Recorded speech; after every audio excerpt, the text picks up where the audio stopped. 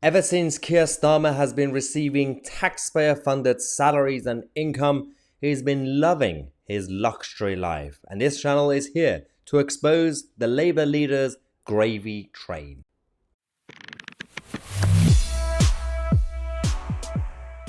Okay, this story requires a bit of patience and tolerance because you're gonna get frustrated with what I'm about to show you, because it's ridiculous. We have to laugh, but we have to also be seriously angry at the situation, the way the establishment works, the way taxpayer money is getting wasted every single day. It's not just MPs, it's not just ministers, it's not just Parliament in general, it's the quangos, it's the bureaucrats, it's anyone whose basically salary and income and the budget is funded by the taxpayer.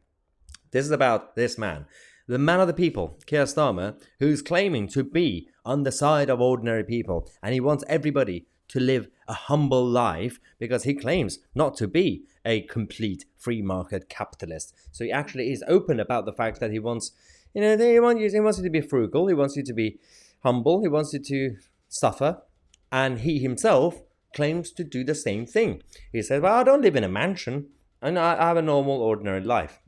Yeah, okay, Mr. Lawyer. Let's talk about what you've done since you started your career, especially more recent times when you became senior, whether it was as an MP or the head of the Crown Prosecution Service or member of the Sentencing Council. All these jobs that he's had, yeah, it was taxpayer funded, and we have a list of things that he's done with that money, ladies and gentlemen. Keir Starmer billed over £160,000 for a chauffeur-driven car in London. We already actually exposed that story a while ago, but this is the exact figure, over £160,000 to have a car with a driver, the Mr. Net Zero. Yeah, he had a car and a driver to go around. It's a proper chauffeur, yep. He took a first or business class flights to 4 continents.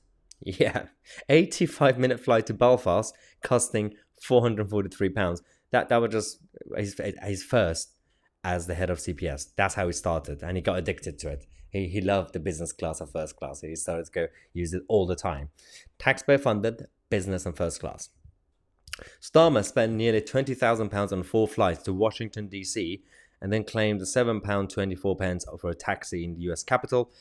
Yep, that's brilliant. And he also took home £1 million, £1 million over 5 years in charge of CPS, and also accrued £336,000 in pensions benefits. That is brilliant. Also, you already know that we exposed he's got his own specific and special pension plan with the government. There's literally a law, actual legislation that applies to one person in this country. It's Keir Starmer. He literally has his own Starmer law written in the statute book, and it only applies to his pension.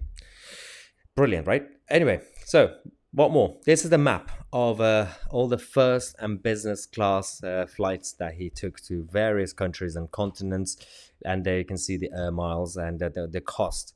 You see Belfast on the map, you see Washington, D.C., Jamaica, Trinidad, Tobago, Ghana, Sierra Leone, South Africa, Bangkok, Hong Kong, everywhere. He's been loving life. It's great. Brilliant. So, first class flights. As I said, he did the Belfast one, but then during his time as DPP, also flew first or business class to Jamaica and Trinidad, Ghana, Sierra Leone, South Africa, Trinidad and Tobago, Thailand, Hong Kong, and the flights for the 6 trips cost £20,000, £166, an average of £3,350 per flight.